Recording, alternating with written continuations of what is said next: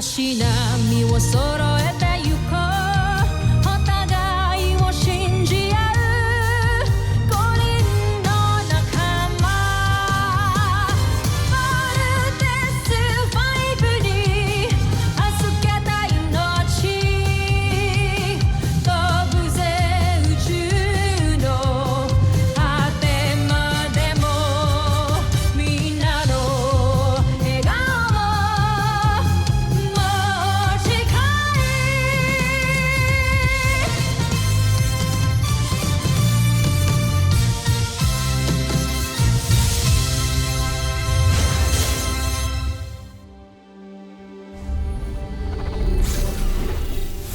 Ang nakaraan sa Voltes 5 Legacy. Patay ho yung escort. Kumusta si Kuya Manuel, Dr. Smith? Isa siyang kalaban, just like Judy. He disguised himself as a CBF pilot para makapasok sa engineering bay. Now tell me, bakit niya gagawin yun? Sa pangalawang pagkakataon, nagulangan na naman kayo ng mga kaaway natin. Sila ang Voltes 5. Alam ko ang kahinaan nila. Gagamitin ko yun para talunin si Voltes 5. I'm sorry, alam kong nasaktan ka. I hope we can still be friends. Gusto ko sana mabalik yung dati. What's going on here? Bye, Steve. My friend. Labis ako nag-alala sa'yo na nagtungo ka sa kampo ng Voltes 5. Makasaktan ka nila. Hindi nila maaaring gawin yun, Najmi. Dahil alam mo ba kung ano natuklasan ko sa kanila? Na may hina silang nilalang. Ang pagiging marupok sa pagmamahal ang pinakamalaking kahinaan ng tao. At balang araw, ito rin ang magpapabaksak sa kanila. I don't wanna lie to you and I know na pinakita mo yung best version of yourself mo tonight sa akin. Pero parang may kulang pa rin eh. Mawawala rin yung feelings mo kay Steve. And malay mo, ako naman ang pumalit sa kanya. Oras na mabigo si Zardos. Ikaw ang ipapadala ko sa Terra Air 2 para tapusin ang misyon niya. Di kayo na nagkamali ng pagpili sa akin, Chomfrey. Tatapusin ko ang lahat ng hindi kaya magawa ni Zardos. Dr. Smith, may pumasok ng unidentified spacecraft sa outer orbit at ang trajectory nito ay papuntang Camp Big Falcon.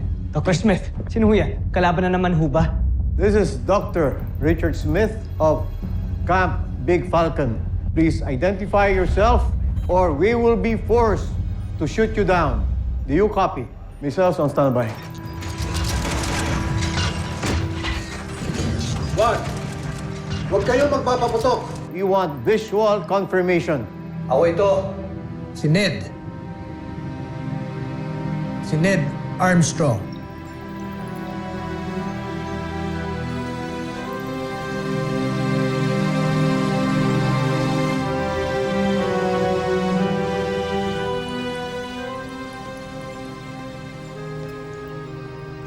Papa, ikaw ba talaga yan? Ano? Siya ang papa natin? Oo. Siya nga si Papa. Bumalik siya. Sino yun? Sino yung mga boses na naririnig ko? Hindi niya tayo nakikita?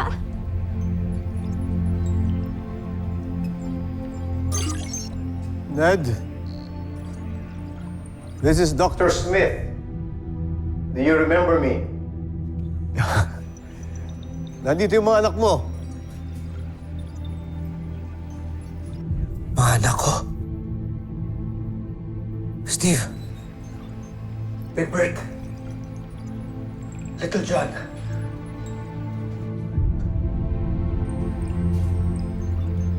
Papa!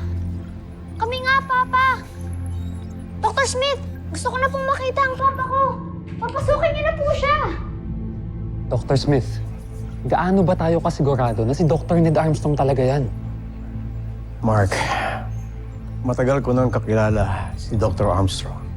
Kung meron mang hindi tama sa kanya, I will be the first one to know.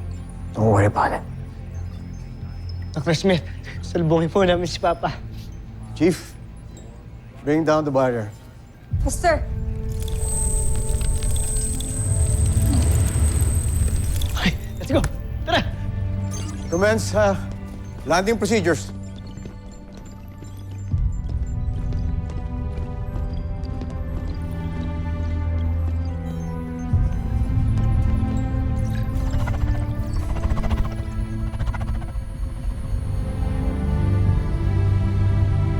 Si Papa.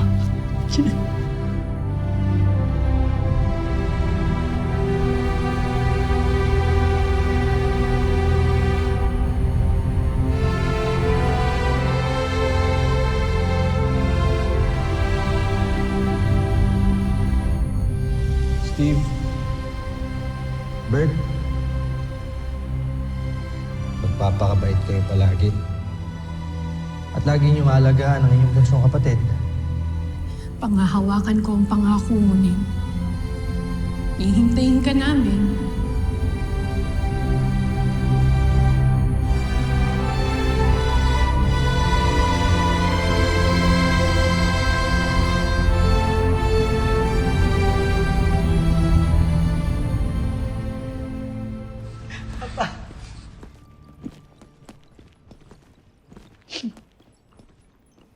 Steve? Big Bird. Ang lalaki niyo na. Papa, akala namin wala ka na. Akala namin di ka na makakabalik eh. Hindi ko alam kung natatandaan niyo pa yung pangako ko noon na babalik ako. Kaya ngayon nandito na ako. Para tuparin ang pangakong yun sa pamilya ko.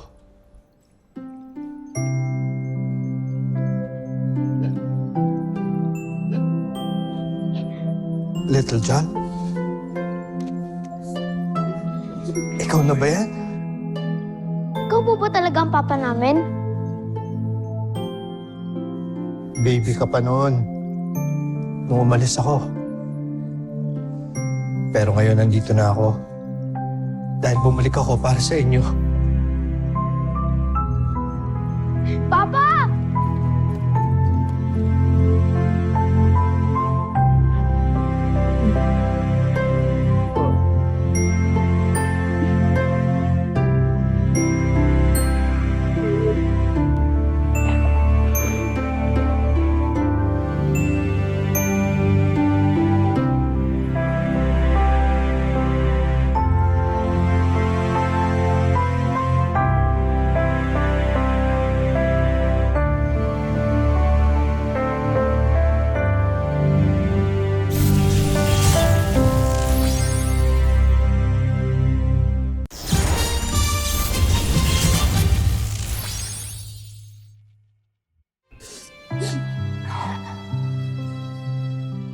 Ngayon nandito na ako.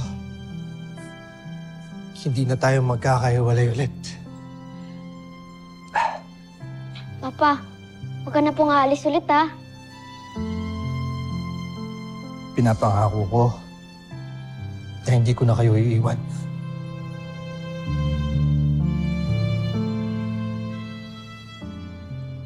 Nasaan nga pala ang mama ninyo? Tawagin niyo siya at sabihin niyo nandito na ako. Ha?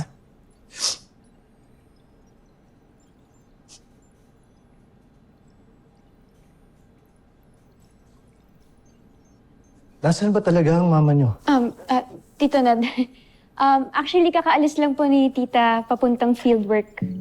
Sayang nga po hindi niyo naabutan eh. Ganun ba? Apa. Sino nga pala kayo? I'm Mark, sir. Part din po ako ng Voltas team. Ako po si Jamie. Ako po yung anak po ni General Oscar Robinson po. Jamie. Dalaga ka na pala, di kita nakilala. Ned! Siguro naman ako, hindi mo nakalimutan. Richard. My friend.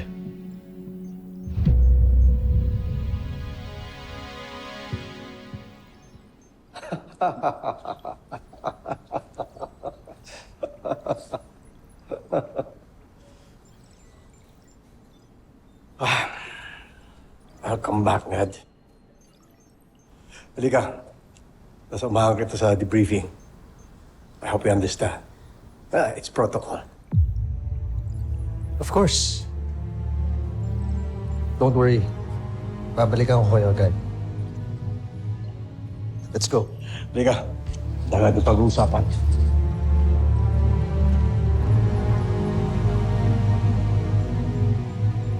Sana siya na talaga si Papa. My thoughts exactly. Hindi niyo nararamdaman ko. Ano? Niyakap niyo si Papa kanina, tapos ngayon, duda kayo? Ang bad niyo naman. Little John, don't talk to your kuyas that way. Mag-sorry ka sa kanila. No bad sila. Ikaw rin, naglay ka kay Papa tungkol sa mama ko. Bad Little mong John, lahat. Little John.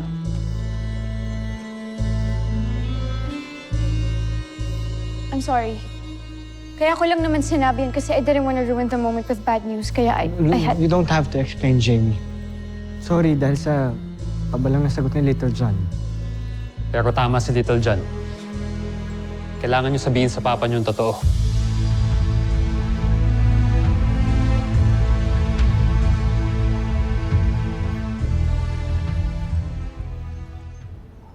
Ned, tagal mong nawala. Ano ba nangyari sa'yo? Natapos mo ba yung mission mo? Dr. Smith, Dr. Armstrong, welcome back to Camp Big Falcon. Sorry sir, I'm gonna scan you. Sergeant Major. Ako nang bahala. Just leave it here.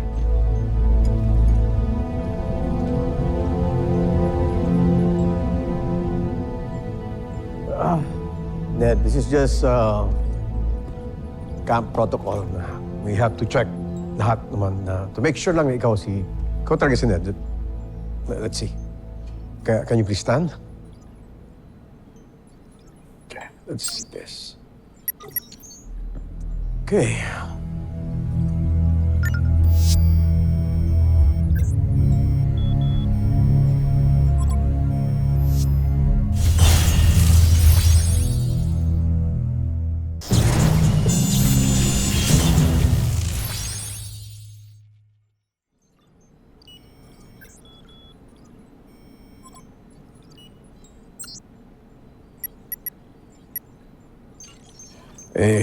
Something's wrong. Siguro Richard, mas mabuti pa ipaayos mo na muna yan. Tsaka na lang tayo mag-usap. I'll prepare my mission report too. Pero sa ngayon, gusto ko muna sana makasama yung mga anak ko. Okay. Guys. Sandali na, ha? Sergeant Major, can we have this fixed? And by the way, tumawag ka ng escort at bantayan si Ned. At siguraduhin na siya makakaalis. At hindi siya lalabas dito hanggang hindi siya clear. Understood? Okay. Papa? Steve, sandali lang. Hinihintay ko pa ang escort ko. Siya nga pala. Nasaan ang mama ninyo? Alam ba niya na nandito na ako?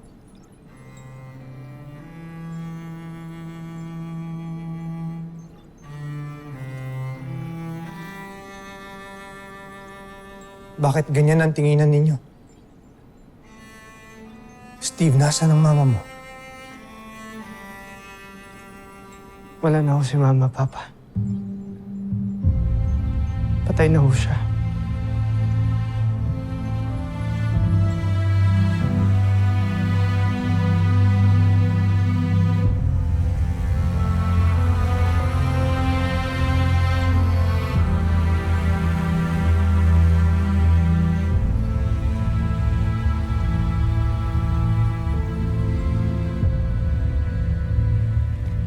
Papa, alam niyo ba kayo po yung dahilan kaya po pinatayo ni Mama tong beach house?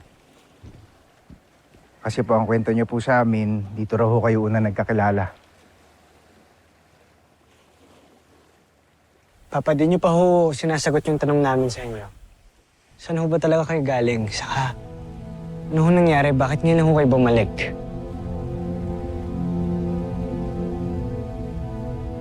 It's confidential. Mabuti pang kami muna ni Smith ang mag-uusap. But for now, I want to spend some family time. Dahil ito ang na-miss ko. Papa, doon tayo! May papakita ko sa yung collection. Tara! What's this?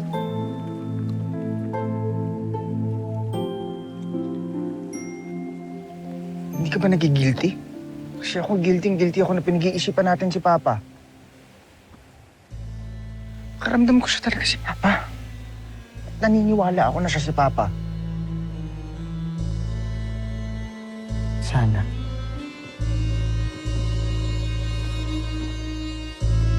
Kasi kung hindi, sasaktan si Little John. Kaya sana, Rupert. Sana.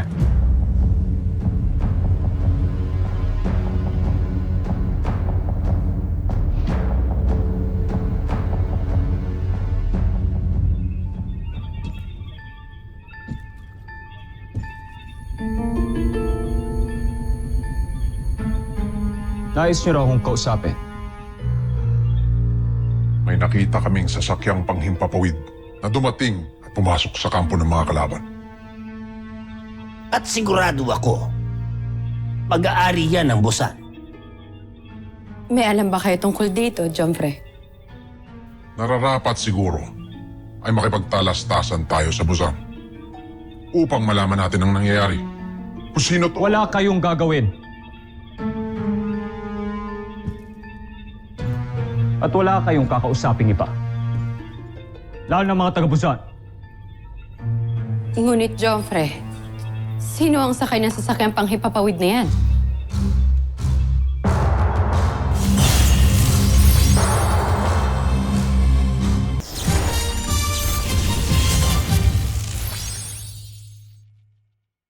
Ngunit, Jomfre, sino ang sakay ng sasakyang panghipapawid na yan? Isa siyang kaibigan.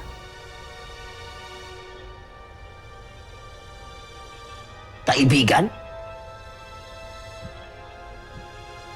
Magtiwala kayo sa akin. Isa siyang kapanalig na malaki ang maitutulong sa atin.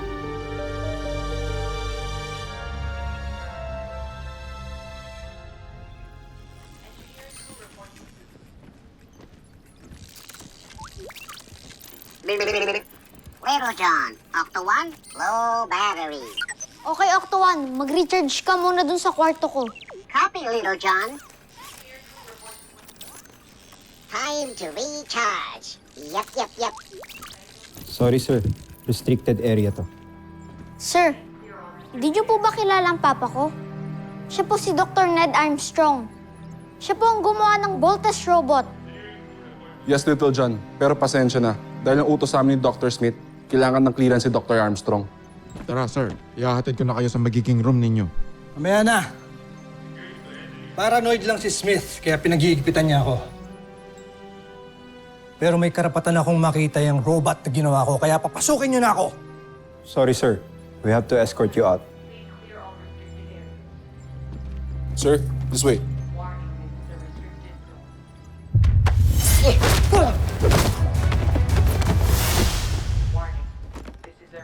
Oo, tama na yan! Papa! Tama na yan! Ano nangyari? Bakit yung kinakalaban yung papa ko? Hindi marunong kumilala yung mga yan. Anong klaseng training ba ang ginawa sa kanila dito? Sir, sumusunod lang po kami sa utos, sir. Patinuruan mo kami sumunod sa rules, di ba? Di ho kayo ganyan.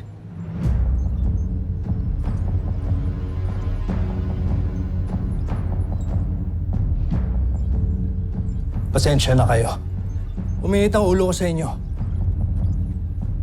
Yeah, I'm sorry. Ngayon kailangan ko na magpahinga.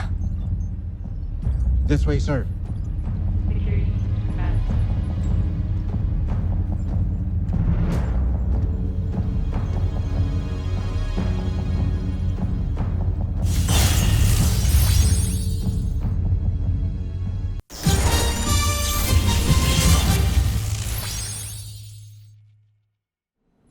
Ayos rin pala yung kwarto mo pa, no?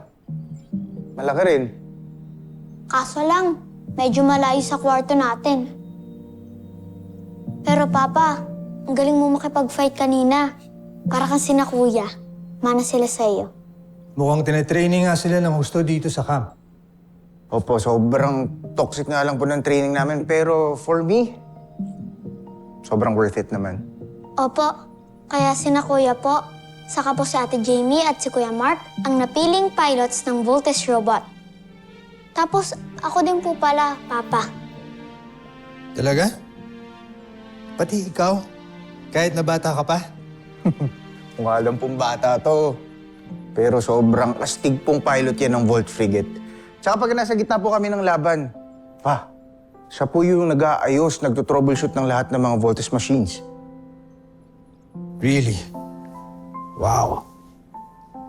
I'm really proud of you, anak.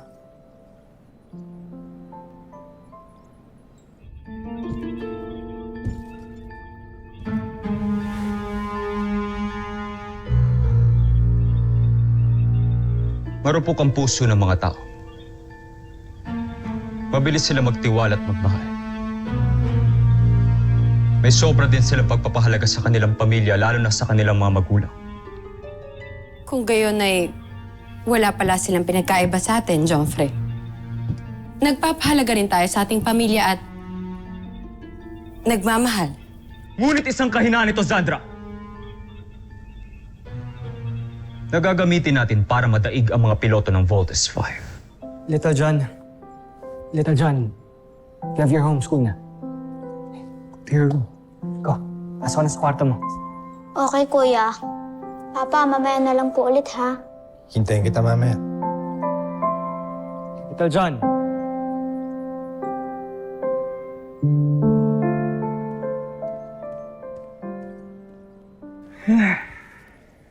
Alam mo pa, grabe, sobrang saya talaga ni Little John simula po nung dumating kayo dito. Napakagandang birthday gift po sa kanya nun.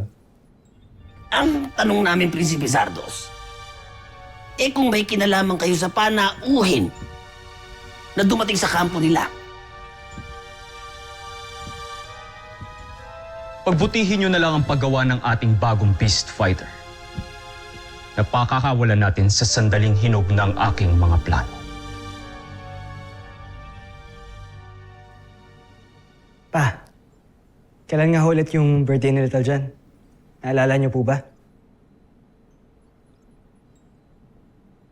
Paano ko ba naman makakalimutan yun? Well, I hope may pinrovide ang camp na damit para sa akin dahil kailangan ko na talaga magpalit. Kailan ho exactly yung birthday ni Little John? Teka, bakit pa tinatanong? Nakalimutan mo, no? No, Big Bird. Kung siya talaga si Papa, masasagot niya kung kailan ang birthday ni Little John o birthday mo, birthday ko. I'm sure hindi mo makakalimutan yun, Papa.